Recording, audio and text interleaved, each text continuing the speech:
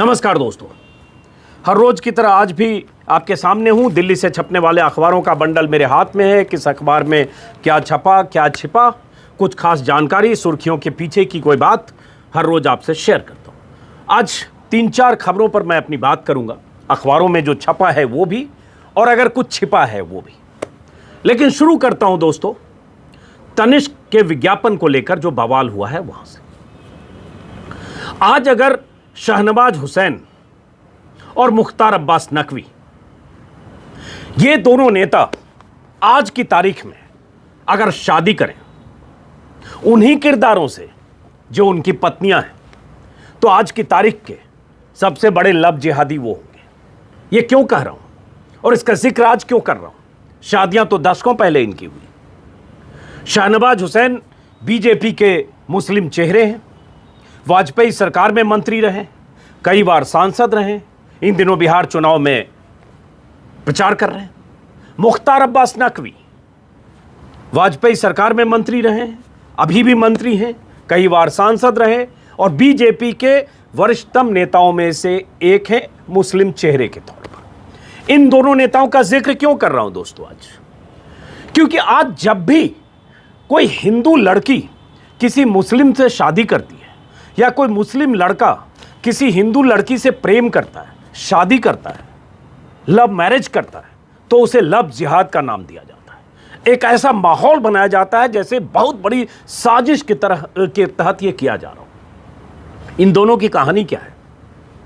शहनवाज हुसैन की पत्नी, आज वो अपना नाम रेनू हुसैन लिखती हैं, उनका नाम रेनू शर्मा था।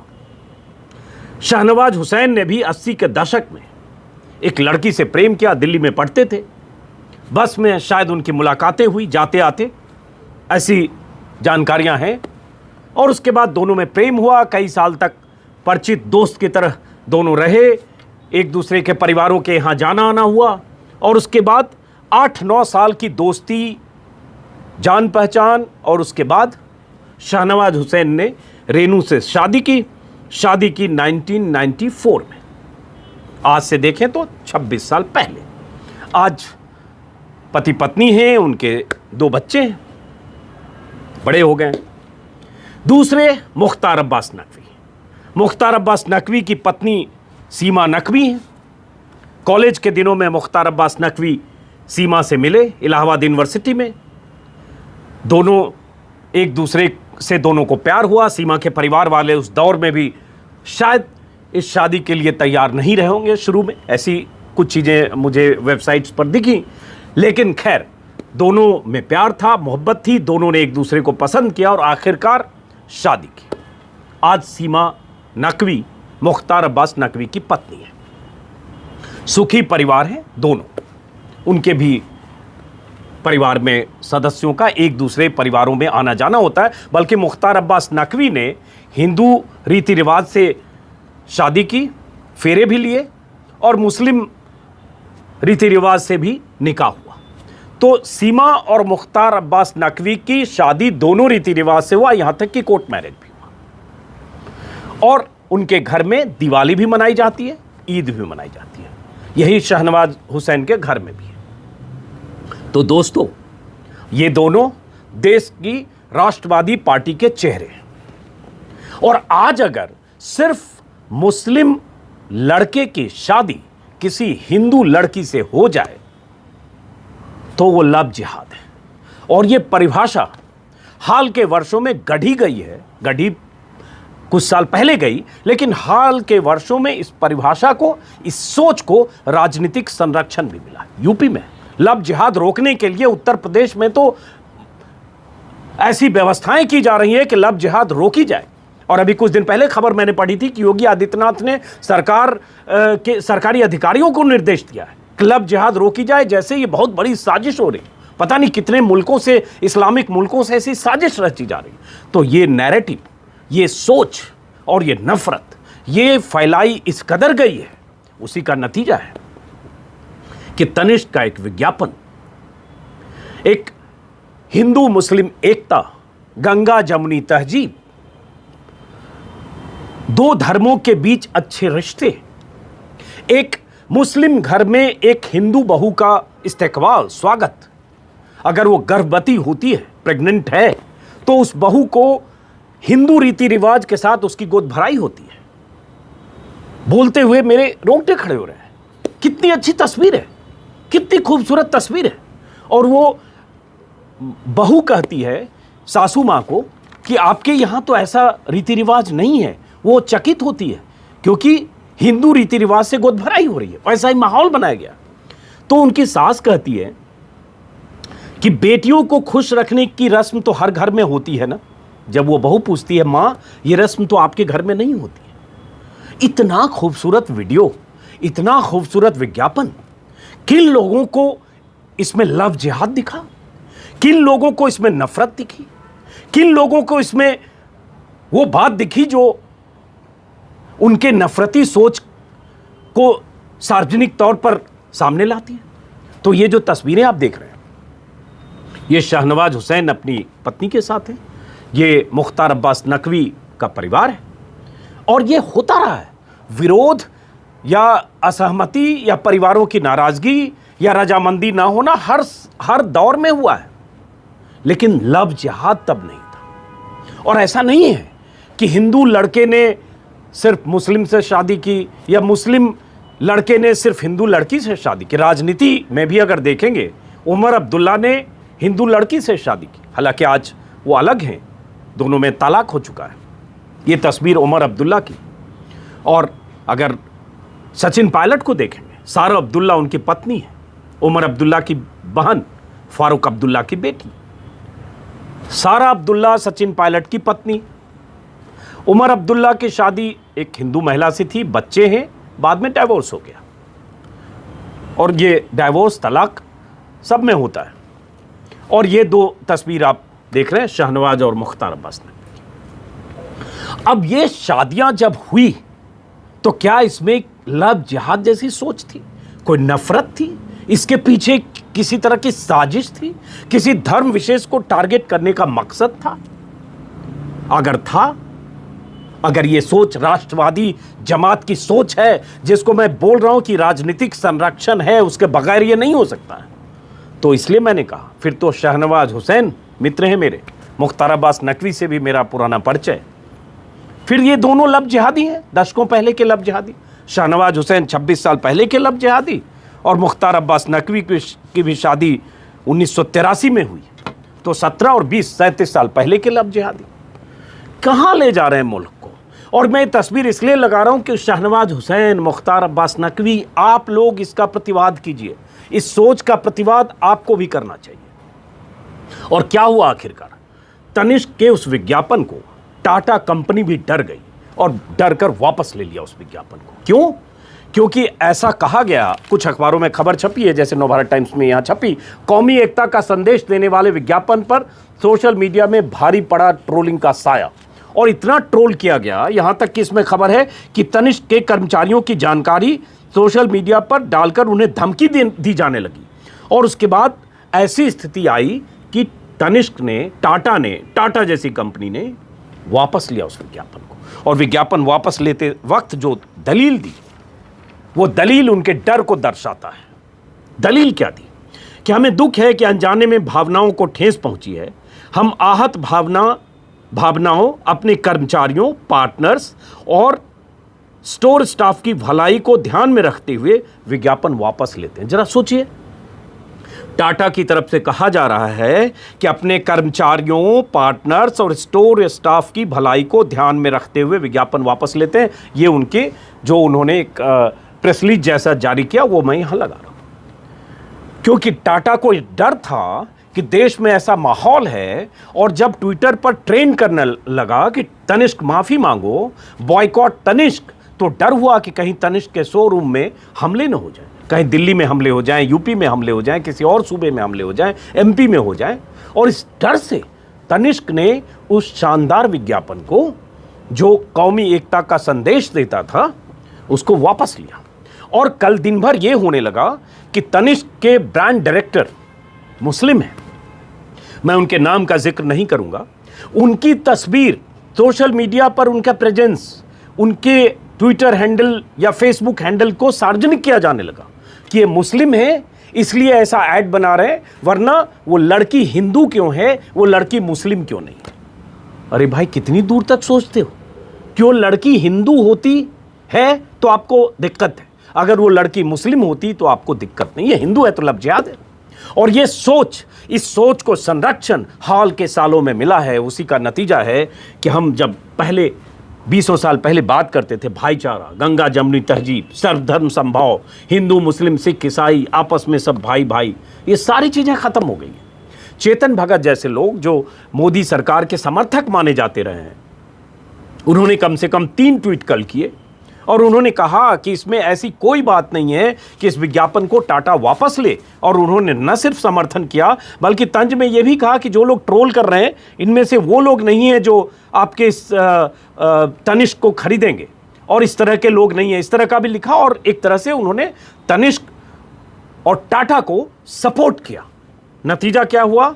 चेतन भगत को भी ट्रोल किया गया, उन्हें भी गालियां दी गई, क्योंकि ये ट्रोल और ये नफरती सोच वाले लोग सिर्फ वही सुनना चाहते हैं, सिर्फ वही सुनना समझना चाहते हैं जो उनको उनके हिसाब से मुफीद लगती है, समझने को तैयार नहीं होते। इसलिए उनको ये तस्वीरें उनके नेताओं की दिखा रहा हूं, जिसमें शाहनवाज हुसैन है उनकी पत्नी के साथ, रेनू इनका नाम है, मुख्तार अब्बास नकवी हैं, सीमा इनका नाम है। अच्छा परिवार है, सुखी परिवार है। इसमें धर्म मजहब कहाँ से आ गया? मोहब्बत में, दोस्ती में, शादी में, रिश्ते में। लेकिन हाँ, यह आ गया है और हाल के सालों में बहुत ज़्यादा आ गया है, जब सरकार कहने लगे कि लव जिहाद को रोकना ज़रूरी है और रोकने के लिए सरकारी अधिकारियों को निर्देश दिया जाने लगे और कहा जाने लगे ऐसा एक्शन प्लान बनाओ जिससे लव जिहाद को रोका जाए, तो ये होगा। और ये यूपी में हो रहा है। ऐसा एक्शन प्लान बनाने को कहा गया है सरकारी अधिकारियों को, क्योंकि लव जिहाद रोकना है। जैसे ही हिंदू मुस्लिम शादी होती है, अगर हिंदू लड़की से शादी हो गई, लव जिहाद हो गई। तो दोस्तों, इस पर मेरा आक्रोश था और अफसोस कि तनिष्क या टाटा को डरना पड़ा या टाटा घराना डर गया। और जबकि टाटा का इतिहास है कि टाटा हमेशा कौमी एकता की बात करता है, सर्वधर्म समभाव की बात करता है। और एक खास बात, ऐसे समय में जब राजीव बजाज जैसे उद्योगपति हैं जिन्होंने बहुत डंके की चोट पर कहा कि नफरत फैलाने वाले चैनल्स को वो विज्ञापन नहीं देंगे, फिर पार्ले जी का नाम आया। 2 ऐसे घराने जिन्होंने कहा जो चैनल्स नफरत फैलाते हैं, नफरत हिंदू मुस्लिम के बीच खाई को चौड़ी करते हैं, उनको हम विज्ञापन नहीं देंगे। एक तरफ ये है मिसाल, दूसरी तरफ टाटा का डरना है। और मुझे लगता है कि इस विज्ञापन को अगर आपने देखा होगा और आपके भीतर इंसानियत है, नागरिकता है, भारत की के नागरिक होने की समझ है, आप अपने संविधान में भरोसा करते हैं, और मैं कहूंगा सबसे बड़ी बात, वाकई अगर आप हिंदू हैं और जानते हैं कि हिंदू होने के मायने क्या है, तो शायद इस विज्ञापन से नफरत नहीं करेंगे और शायद इस लव जिहाद वाली सोच को समर्थन नहीं करें। लेकिन दुर्भाग्य है कि देश में डर का ऐसा माहौल है, राजनीतिक तौर पर ऐसी सरपरस्ती है उन डराने वालों को, उन ट्रोल्स को, कि वो कामयाब होते हैं अपने मंसूबों में। और ये पहली बार नहीं हुआ है, ये शाहरुख खान के साथ हो चुका है, आमिर खान के साथ हो चुका है, ये कई फिल्मों के साथ हो चुका है, दीपिका पादुकोण के साथ हो चुका है, ये दीपिका की बल्कि 2 फिल्मों के साथ हो चुका है, और भी कई ऐसी मिसालें हैं बीते 5 सालों में। लेकिन सारी मिसालें, ज़्यादातर मिसालें बीते 5-6 सालों की है। तो 5-6 सालों में क्या हुआ, देश में क्या बदला, आप जानते हैं। अब चलते हैं दोस्तों दूसरी खबर की तरफ। हाथरस मामले में सरकारी अधिकारियों की भूमिका को लेकर और आधी रात को जिस ढंग से सरकारी अधिकारियों ने पीड़िता की चिता जलाई, उसको लेकर इलाहाबाद हाईकोर्ट की लखनऊ पीठ ने जो कहा है, वो खबरें कई अखबारों की हेडलाइन है पहले पन्ने पर। इसलिए कि हाईकोर्ट में सुनवाई तो सोमवार को थी, लेकिन हाईकोर्ट ने अपना फैसला रिजर्व रखा था, जो कल सार्वजनिक तौर पर सामने आई, अखबारों में आज छपी है। खास बात क्या है उस फैसले में? हाईकोर्ट ने जो कहा है उसमें एक सवाल कि जब हाथरस में या हाथरस से एसपी को हटा दिया गया, ट्रांसफर किया गया चिता जलने के बाद, पुलिस ने जो कुछ किया उस रात, उसके बाद, तो डीएम का ट्रांसफर क्यों नहीं हुआ? और दूसरी अहम बात पीड़िता का देर रात अंतिम संस्कार मानवाधिकार का हनन है। और विस्तार से अखबारों में ये छपी है दोस्तों।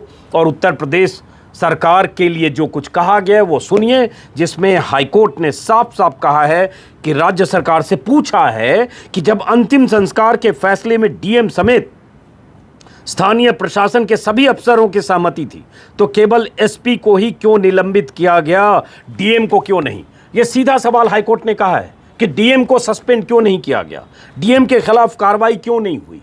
अब ये मामूली बात नहीं है, ये इसलिए हुआ क्योंकि डीएम ने सरकार को बचाने के लिए, आला अधिकारियों को बचाने के लिए, अपने ऊपर बैठे बॉसेज को बचाने के लिए कह दिया था हाईकोर्ट में कि वो फैसला पीड़िता की चिता को जलाने का उनका फैसला था, क्योंकि उन्हें अंदेशा था कि कानून व्यवस्था की स्थिति बिगड़ सकती है, दूसरे जगहों से लोग गांव में इकट्ठा हो सकते हैं, सुबह ऐसा बवाल हो सकता है, इसलिए उन्होंने आधी रात को चिता जला दी। और उसके बाद बवाल हुआ, जो हुआ हमने देखा। लेकिन हाईकोर्ट ने अब वही सवाल पूछा और साथ में हाईकोर्ट ने जो कुछ बातें कही है वो बहुत तल्ख प्रतिक्रिया है हाईकोर्ट की। लेकिन सवाल उठता है, सरकार की नींद खुलेगी या सरकार के कानों पर जू रेंगेगी या सरकार इन अधिकारियों के खिलाफ कार्रवाई करेगी। जो विस्तार से हाईकोर्ट ने कहा है और एडीजी को भी नसीहत दी। एडीजी प्रशांत कुमार, आपको याद होगा एडीजी प्रशांत कुमार के हवाले से प्रेस को बताया गया, मीडिया को, कि चूंकि पीड़िता के साथ दुष्कर्म की जो जांच हुई, एफएसएल जो रिपोर्ट आई दुष्कर्म के आरोप के बाद, क्योंकि वो आरोप मानते हैं और उस दुष्कर्म नहीं हुआ ये साबित करने के लिए उन्होंने कहा सीमेन नहीं था और इससे पता चलता है कि दुष्कर्म नहीं हुआ। इस पर भी हाईकोर्ट ने फटकार लगाई और पीठ ने एडीजी प्रशांत कुमार को कहा कि क्या आप कानून में, दुष्कर्म के कानून में संशोधन के बारे में नहीं जानते हैं। फिर भी उन्होंने सीमेन न मिलने की फॉरेंसिक रिपोर्ट के आधार पर दुष्कर्म का न होने का बयान क्यों दिया, ये फटकार भी लगी है। और उसके बाद वही कि पीड़िता धार्मिक रिवाजों के साथ सम्मान से अंतिम संस्कार की हकदार थी। अंत्येष्टि अंतिम संस्कार है जिससे कानून व्यवस्था की आड़ लेकर समझौता नहीं किया जा सकता। हम नहीं समझ पा रहे हैं कि प्रशासन ने शव परिजनों को क्यों नहीं सौंपा। डीएम इस फैसले की ज़रूरत को लेकर संतुष्ट नहीं कर पाए, कोर्ट को संतुष्ट नहीं कर पाए। और उसके बाद फटकार लगी। ये अमर उजाला की लीड है, पहली लीड, यही नवभारत टाइम्स की पहली लीड है।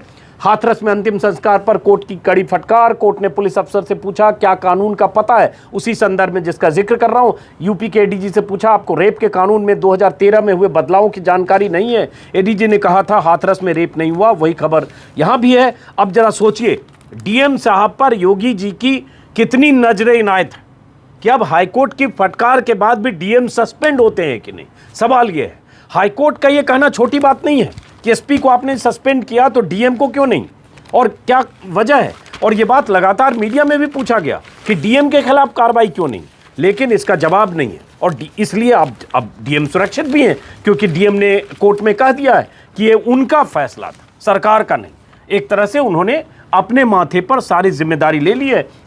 हिंदुस्तान ने भी यही छापा, एसपी निलंबित तो डीएम क्यों नहीं, यही हेडिंग है हिंदुस्तान की। और उसके बाद कोर्ट में मौजूद अवनीश अवस्थी जो अपर मुख्य सचिव हैं उनसे पूछा कि वर्तमान परिस्थितियों में जबकि अंतिम संस्कार के मामले में डीएम की भूमिका थी, ऐसे में क्या उन्हें हाथरस में बनाए रखना उचित है। तो इस तरह से सारे सवालों के, और एक खास बात जो न्यायालय ने कही है, आज़ादी के बाद शासन और प्रशासन का सिद्धांत सेवा व सुरक्षा होना चाहिए, न कि राज और नियंत्रण जैसा कि आज़ादी के पहले था। जिला स्तरीय अधिकारियों को ऐसी परिस्थितियों से निपटने को सरकार की ओर से समुचित प्रक्रिया और दिशा निर्देश मिलना चाहिए। और इस तरह मुआवजे को लेकर भी कोर्ट ने कुछ कहा है। अब सवाल यही उठता है कि क्या डीएम साहब सस्पेंड होंगे। जिस जिले के एसपी सस्पेंड हुए वो उस जिले के डीएम क्यों हैं, और डीएम अगर ये कहते हैं कि ये फैसला उनका था, कोई मानेगा। कल के वीडियो में भी मैंने कहा था, दिल्ली से एम्बुलेंस से गाड़ी चलती है, एम्बुलेंस से शव चलता है पीड़िता का, उसके साथ गाड़ियों का काफिला चलता है। आधी रात को वो काफिला वहां पहुंचता है, गांव में बवाल होता है, 11 थानों की पुलिस वहां पहुंचती है, 200 से 250 पुलिस वालों की मुस्तैदी होती है। आधी रात को परिवार वाले के हंगामे, शोर, विरोध, प्रतिरोध, सबके बाद चिता फूंक दी जाती है। झूठ झूठा नैरेटिव गढ़ा जाता है कि परिवार वालों की सहमति थी, उसका भंडाफोड़ होता है। उस पर भी वीडियो मैंने बनाया। भंडाफोड़ होने के बाद भी झूठी कहानियां गढ़ी जाती है। कोर्ट में भी कह दिया जाता है परिजन की सहमति से हुआ, परिजन कोर्ट में कहते हैं उनकी रजामंदी के बगैर हुआ, और कोर्ट तब कहता है कि अगर एसपी सस्पेंड हुए तो डीएम क्यों नहीं। अब सवाल ये योगी साहब से है, मुख्यमंत्री जी से है कि क्या डीएम सस्पेंड होंगे, और सवाल उससे बड़ा है। इसका जवाब नहीं है, क्योंकि डीएम ने सारी जिम्मेदारी ले ली। क्या डीएम अपने दम पर, और औकात शब्द बहुत चर्चित हुआ है और डीजीपी ने औकात का जिक्र किया, बिहार के डीजीपी ने। अब मैं औकात को थोड़ा हैसियत कर देता हूं। क्या डीएम की ऐसी हैसियत है कि डीएम ने इतना बड़ा फैसला आधी रात को लिया और पूरी सरकार डीएम के साथ, डीएम के बचाव में खड़ी है? आप सोचिएगा जरा, और इंतजार करते हैं कि इस डीएम को योगी सस्पेंड करते हैं या नहीं। हाईकोर्ट के कहे का भी योगी पर असर पड़ता है या नहीं। इसी से पता चलेगा कि कोर्ट, अदालत और उनके निर्देश का सरकार के लिए कोई मायने है या नहीं। तो इंतजार करेंगे दोस्तों। ये खबर है। उसके बाद एक दूसरी खबर है जो आप सब लोग जानते होंगे। उद्धव ठाकरे बनाम राज्यपाल कोश्यारी, भगत सिंह कोश्यारी, बीजेपी के नेता, संघ से शिक्षित दीक्षित होकर मुख्यमंत्री भी रहे, केंद्र में रहे, सांसद रहे और अभी राज्यपाल है। कोश्यारी और उद्धव ठाकरे में किस बात को लेकर तनातनी हुई, क्या कुछ कहा कोश्यारी ने? वो अखबारों की सुर्खियां आपको दिखा रहा हूं। कई अखबारों में यह खबर छपी है, नवभारत टाइम्स, अमर उजाला, भास्कर, कई अखबारों के लीड भी है। अब यह मामला कितना दिलचस्प है जरा देखिए, और इससे आपको अंदाजा लगेगा। गवर्नर ने पूछा सेक्युलर हो गए क्या उद्धव ठाकरे से, और उद्धव ठाकरे ने कहा हमें आपसे सर्टिफिकेट नहीं चाहिए। ये नवभारत टाइम्स ने छापा है और यही भास्कर की लीड है। लेकिन जरा सोचिए, आज के तारीख में राज्यपाल की यही भूमिका है क्या? राज्यपाल का यही काम रह गया क्या? इसी तरह की प्रतिक्रिया व्यक्त करना और मंदिर खुलवाने के लिए चिट्ठी लिखकर कहना कि आप सेक्युलर क्यों हो गए। सेक्युलर को इतना गंदा शब्द बनाकर चिन्हित किया गया हाल के सालों में, और इसी पर टेलीग्राफ की बहुत अच्छी हेडलाइन है। शरद पवार ने कल एतराज किया है, वो हेडलाइन भी दिखाता हूं। ये भास्कर की हेडलाइन है, कई अखबारों में, इंडियन एक्सप्रेस की भी पहली हेडलाइन यही है। राज्यपाल ने पूछा आप तो हिंदुत्व के स्तंभ रहे, अब सेकुलर हो गए। अरे सेकुलर हो गए तो क्या हो गए? सेकुलर होना क्या है, इसका क्या मतलब है? बल्कि राज्यपाल से पूछा जाना चाहिए कि आप राज्यपाल हैं या कट्टर हिंदुत्ववादी हैं, या आप आज भी संघ के सदस्य की तरह बिहेव कर रहे हैं संवैधानिक पद पर होते हुए। और उसके बाद उद्धव ने कहा किसी से हिंदुत्व का सर्टिफिकेट की मुझे ज़रूरत नहीं। हुआ दरअसल ये कि कोश्यारी ने उद्धव ठाकरे को चिट्ठी लिखकर कहा कि राज्य में आप हिंदुत्व के मजबूत स्तंभ रहे हैं, आपको धार्मिक स्थलों को बंद करने का क्या कोई दैवी संकेत मिल रहे हैं क्या? अब आपने स्वयं को अचानक सेक्युलर बना लिया है। और इसी पर बवाल शुरू हुआ, और उन्होंने ये भी लिखा कि अचानक सेकुलर हो गए, जिससे आपको नफरत थी, जिसका जवाब दिया, जिसको बॉक्स में नवभारत टाइम्स ने छापा है, उन्हीं के हवाले से, नवभारत टाइम्स के हवाले से दोनों टेक्स्ट लगा रहा हूँ। क्या धर्मनिरपेक्षता संविधान का अहम हिस्सा नहीं, जिसके नाम पर आपने राज्यपाल बनते शपथ ली थी? और ये सही सवाल है। आप संविधान की शपथ लेकर राज्यपाल बने हैं और सेक्युलर शब्द संविधान का हिस्सा है, तो इससे आपको दिक्कत क्या है? दिक्कत है क्योंकि ये सोच इस देश में 6 सालों से ये सोच मजबूत हुई है कि सेक्युलर होना मतलब गुनाह है आज की तारीख में, और ये राज्यपाल की इस चिट्ठी से साबित होता है। और उसके बाद काफ़ी तू में दिन भर चला, चैनलों पर आपने बहसें भी देखी होगी।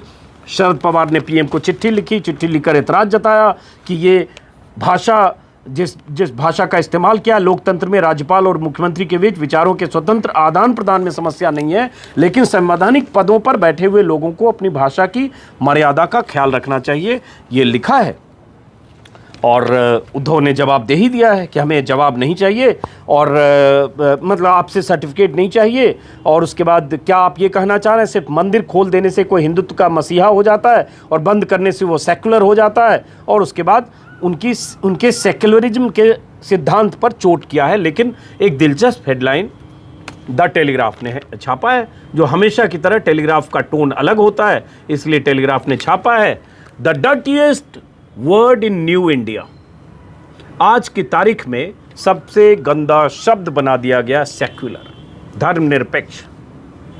और उसके बाद हैव यू टर्न, नीचे आप पढ़ सकते हैं डॉट डॉट डॉट एस और आर, और उसके नीचे फिर खबर है गवर्नर्स लेटर टू उद्धव, और दोनों पक्ष ने क्या कहा ये टेलीग्राफ में आप देख पा रहे हैं। ये स्थिति इस देश में हो गई। गवर्नर चिट्ठी लिख रहे हैं मंदिर को लेकर और साथ में तंज कर रहे हैं कि क्या आप सेक्युलर हो गए। गवर्नर संवैधानिक पदों पर बैठे हुए मुखिया, और गवर्नर साहब ने पहले क्या किया है आपको पता होगा कि तड़के कैसे देवेंद्र फडणवीस को अजित पवार के साथ शपथ दिला दी थी, क्या सेटिंग हुई, रातों रात क्या खेल हुआ, और उसके बाद देवेंद्र फडणवीस को फिर सत्ता से बाहर जाना पड़ा।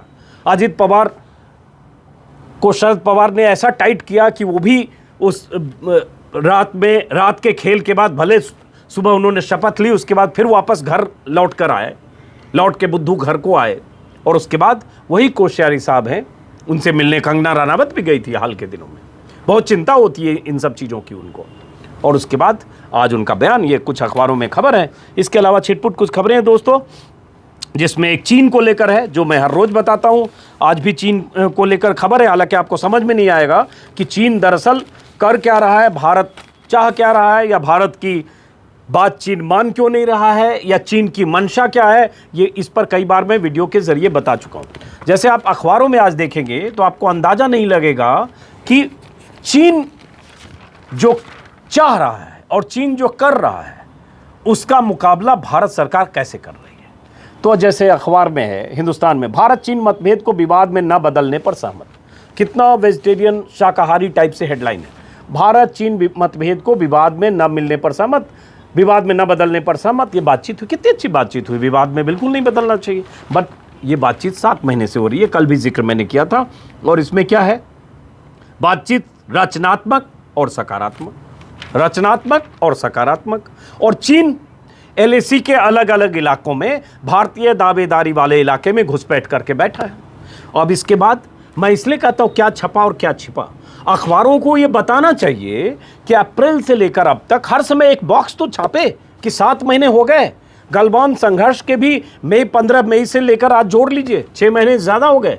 वहाँ उसकी उस घटना के बाद, उस संघर्ष के बाद आज भी चीन की हरकत, चीन की मौजूदगी, चीन की मोर्चेबंदी ऐसे ही है, लेकिन अखबारों से पता नहीं चलेगी। इसी में खबर है भारत और चीन की सीमाएं पूर्वी लद्दाख में 5 महीने से अधिक समय से गतिरोध की स्थिति में है। गतिरोध, ये समझ लिए शब्दों का खेल है, गतिरोध नहीं है, चीन घुसा हुआ है। चीन हमारी दावेदारी वाले, हमारी क्लेम लाइन के इस पार है। तो ये शब्दों का खेल है। दोनों सेनाओं ने मंगलवार को जारी संयुक्त बयान में कहा कि दोनों पक्ष मतभेदों को विवाद में न बदलें और यथाशीघ्र सैनिकों की वापसी के स्वीकार्य हल निकालने पर सहमत हुए। सहमत तो लगातार हैं। तो ये खबर है, जागरण में भी ये लीड है, भास्कर में भी पेज 1 पर है।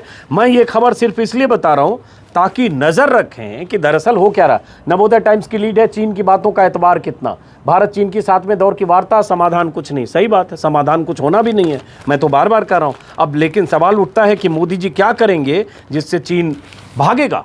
और फिर है, चीन ने फिर बढ़ाया तनाव, ये जागरण ने छापा है। और उसके बाद कूटनीतिक माइंड गेम, कहा लद्दाख अरुणाचल प्रदेश का हिस्सा नहीं। एक जो बड़ी बात और चीन ने कह दिया है कि लद्दाख और अरुणाचल भारत के का हिस्सा नहीं। ये चीन कहता रहा, ये चीन का स्टेटेड पोजीशन है। लेकिन फिर जब ऐसे दौर पर 7वें दौर की बातचीत हो रही है, तब जब डिसएंगेजमेंट की बात हो रही है, फिर वहाँ बार बार ये चीन का कहना, इससे आप अंदाज़ा लगा सकते हैं। और उसी में है कि मंगलवार को चीन ने कहा कि दोनों इलाके भारत के कब्जे में हैं और वह उन्हें मान्यता नहीं देता है। तो एक अखबार की हेडलाइन क्या थी कि दोनों पर सहमति बनी, रचनात्मक और सकारात्मक बातचीत हुई। एक अखबार में बीच की खबर ये है, दरअसल खबर यही है, इसमें न तो कोई रचनात्मक है, इसमें न तो कोई सकारात्मक है। दरअसल चीन के जिद है, चीन वहाँ बैठा है, हम डिफेंसिव हैं, हम तय नहीं कर पा रहे हैं कि चीन को कैसे खदेड़ें। और स्थिति अखबार में अलग अलग ढंग से छपती है, आप अपने हिसाब से अंदाज लगाइए। तनिष्क का बायकॉट करिए, तनिष्क से माफ़ी मंगवाइए, तनिष्क के खिलाफ मुहिम चलाइए, वो विज्ञापन वापस ले लेगा। अरे चीन को वापस भेजने के लिए सरकार पर दबाव बनाइए, सरकार को घेरिए कि चीन भारत से कैसे, भारत के उन इलाकों से जहां चीन ने क्लेम लाइन बोल देता हूं आपकी खुशी के लिए कि भारतीय क्लेम लाइन में चीन की जो घुसपैठ है वहां से चीन वापस कैसे लौटेगा। तो ये खबर है। इसके अलावा बिहार को लेकर कुछ खबरें हैं अमर उजाला में भी, और एक एक्सप्रेस में अच्छी खबर छापी है। संतोष सिंह हैं पटना में करस्पॉन्डेंट, उन्होंने छापा है कि कैसे नीतीश कुमार ने कुछ मुस्लिम्स को टिकट इस बार दिया है। हर बार मुस्लिम्स के कुछ वोट भी नीतीश कुमार को मिलते रहे हैं, लेकिन सवाल उठता है जिस ढंग की तनातनी है उसमें क्या इससे नीतीश कुमार को फ़ायदा होगा। ये खबर पटना के मतलब माफ़ करें एक्सप्रेस में छपी है, और बिहार के जो करस्पॉन्डेंट हैं उन्होंने लिखा है, इस तरह की खबर है। इसके अलावा कुछ खबरें उससे जुड़ी है बिहार में, जैसे चिराग पासवान की जो पोस्टरिंग है। चिराग पासवान अपने दम पर अब चुनाव लड़ने के लिए मैदान में कूदे हैं। पिता इस दुनिया से जा चुके हैं क्योंकि उनका निधन हुआ हाल के दिनों में बीमारी की वजह से। तो विकल्पहीन राजग से ही कायम चिराग की लौ, अपने दम पर दिखाना होगा चमत्कार। और उसके बाद चिराग पासवान कैसे दूसरे दलों के बागी या असंतुष्टों को अपने दल से टिकट दे रहे हैं, और ये जेडीयू के लिए मुश्किल पैदा कर सकते हैं चिराग पासवान, जो मैं बार बार कह रहा हूँ। और इस बीच ये भी हुआ कि बीजेपी ने बिहार में ईबा करके अपना एक लॉन्च किया है विज्ञापन वीडियो, और ये आया कहाँ से? अनुभव सिन्हा ने, मनोज वाजपेयी ने जब बम्बई में काबा एक वीडियो बनाया, म्यूजिक वीडियो है भोजपुरी में, उसका जवाब नेहा सिंगर हैं बिहार में, उन्होंने बिहार में काबा और उसके बाद उसी की नकल करता हुआ बिहार में ईबा, मतलब बिहार में काबा का जवाब बिहार में ईबा। ये दिन भर कल इस पर काफ़ी वाद विवाद चलता रहा, और ये खबर है। इसके अलावा छिटपुट कुछ और खबर है। एक हर्षवर्धन के हवाले से ज़रूरी खबर है कि मार्च तक टीका आने की उम्मीद। हालांकि इसमें समझ में नहीं आ रहा, हर दूसरे दिन खबर अलग अलग टाइमलाइन के हिसाब से खबर आती है। कभी जुलाई तक हर्षवर्धन के हवाले से 3 दिन पहले था, अब मार्च तक है। तो अब जब आ जाए तभी मानिए, लेकिन फ़िलहाल ये है। अब एक मैं लास्ट में एक ज़रूरी खबर बता देता हूँ, क्योंकि ये भी बात बार बार होती है कि जिनको कोरोना हुआ और कोरोना से निकले, क्वारंटीन होने के बाद, इलाज होने के बाद, उस बीमारी को शिकस्त देकर वो ठीक हुए, वो मान लेते हैं कि उनकी बॉडी में उन्हें दोबारा कोरोना नहीं होगा। लेकिन अभी खबर ये है कि हिंदुस्तान ने छापा है, हालांकि ये खबरें भी कई बार आई है कि दोबारा संक्रमण ज़्यादा खतरनाक होगा, और कोरोना ठीक होने का मतलब आप सुरक्षित नहीं है। अमेरिका में 25 साल के एक लड़के को 48 दिन बाद दोबारा कोरोना हुआ है, और वैज्ञानिकों ने 4 और ऐसे मामले बताए जिन्हें दोबारा हुआ है, जिसमें बेल्जियम, नीदरलैंड, हांगकांग और इक्वाडोर के हैं। इसलिए जिन्हें कोरोना हो चुका है और ठीक हो चुके हैं, वो ये ना माने कि उन्हें दोबारा कोरोना नहीं होगा। नज़र रखें, समझते रहें, सतर्क रहें, सचेत रहें, लापरवाही से दूर रहें, ताकि दोबारा कोरोना के खतरे से भी बचने की वैसी ही कोशिश करते रहें। और एक कुछ अखबारों में विचाराधीन केसों में जो मीडिया ट्रायल होता है उसको लेकर खबर छपी है। अमर उजाला में भी मेरे ख्याल से लीड है, और भी अखबारों में अमर उजाला ने जैसे टॉप पर छापा है कि विचाराधीन केसों में मीडिया रिपोर्टिंग वर्जित, कोर्ट की अवमानना। अटॉर्नी जनरल वेणुगोपाल ने सुप्रीम कोर्ट में कहा है। सुनवाई तो प्रशांत भूषण के 2009 में जो अवमानना मामला है, तहलका में जो कुछ उन्होंने कहा था उससे जुड़ी सुनवाई थी, लेकिन उसी सुनवाई के दौरान अटॉर्नी जनरल ने कहा है कि कोर्ट से पहले टीवी पर जमानत याचिका पर टिप्पणियां हो जाती है, या जो मीडिया ट्रायल होता है, जो बातें कही जाती है, वो कोर्ट की अवमानना है। ऐसी चीज़ों पर रोक लगाई जाए, ऐसा कहा। ये बार बार आज की तारीख में, हाल के दिनों में सुप्रीम कोर्ट में ये सवाल उठ रहे हैं। तो फिलहाल ये वीडियो दोस्तों लंबा हो रहा है, इस वीडियो को यहीं ख़त्म करते हैं। फिर मुलाकात होगी किसी और वीडियो में। नमस्कार।